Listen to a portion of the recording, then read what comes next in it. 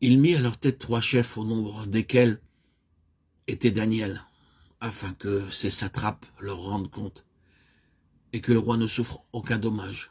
Daniel surpassait les chefs et les satrapes parce qu'il y avait en lui un esprit supérieur, et le roi pensait l'établir sur tout le royaume.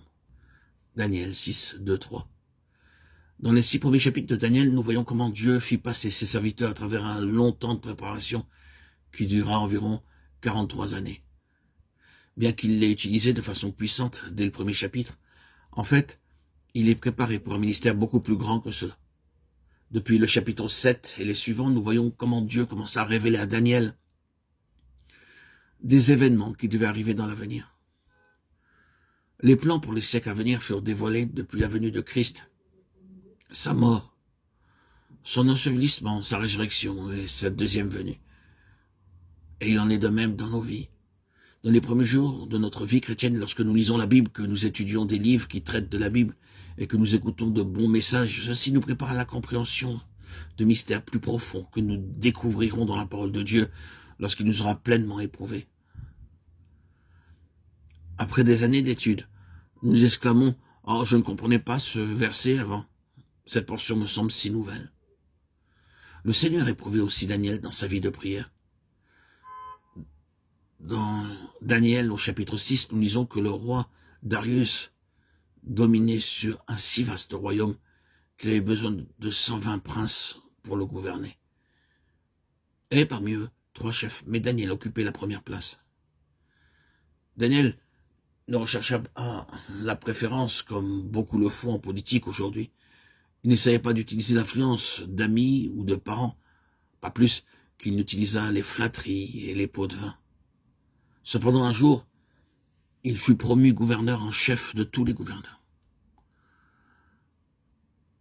Tout ce que vous faites, faites-le de bon cœur, comme pour le Seigneur, et non pour des hommes. Colossiens 3, 23.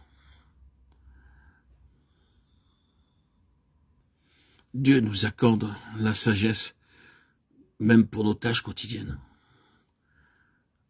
C'est le principe divin que je voudrais vous enseigner. En apprenant à prier pour chaque chose par la foi, nous pouvons expérimenter la même conduite que Daniel et ses 3 amis. Je vais vous raconter une de mes anecdotes alors que j'étais en Amérique. Je connus une longue période de chômage. Après beaucoup de recherches, un homme me dit « C'est vous cuisinez la nourriture indienne ?» Il est difficile de trouver un bon cuisinier ici. Il doit y avoir une conférence médicale indienne et plusieurs médecins seront présents pendant 7 jours. Si vous pouvez leur préparer des plats indiens, je vous paierai. Frère Baxing répondit, « Oh, je sais cuisiner pour quelques-uns, mais je n'ai jamais essayé pour un aussi grand nombre. » Bien, dit-il, essayez, si vous n'y arrivez pas, nous vous renverrons. Frère Baxing nous raconte qu'il priait toute la nuit. Et dès le lendemain, il commença à cuisiner. Il priait continuellement pendant qu'il cuisinait. Et le Seigneur lui montrait les quantités des différents ingrédients qu'il devait utiliser. Il poursuit. Après le repas, une dame vint me voir à la cuisine. J'étais vêtu d'un long tablier blanc et une toque. « Monsieur le cuisinier, dit-elle, je suis allé en Inde et j'y ai jamais mangé dans bien des hôtels, mais je n'ai jamais mangé une cuisine aussi excellente que la vôtre. Qui vous l'a donc enseigné ?» Frère Baxing répondit, « Mon Seigneur me l'a enseigné. Je fus cuisinier pendant 10 mois et chaque jour la nourriture était différente. Et toutes les personnes qui venaient me voir me considéraient comme un très bon cuisinier, ne réalisant pas que je cuisinais uniquement par la sagesse de Dieu. Car il me dirigeait en réponse à mes prières. Vous avez bien compris l'enseignement? Dieu nous accorde la sagesse, même pour nos tâches quotidiennes.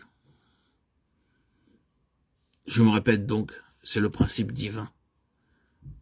Apprendre à prier pour chaque chose, par la foi.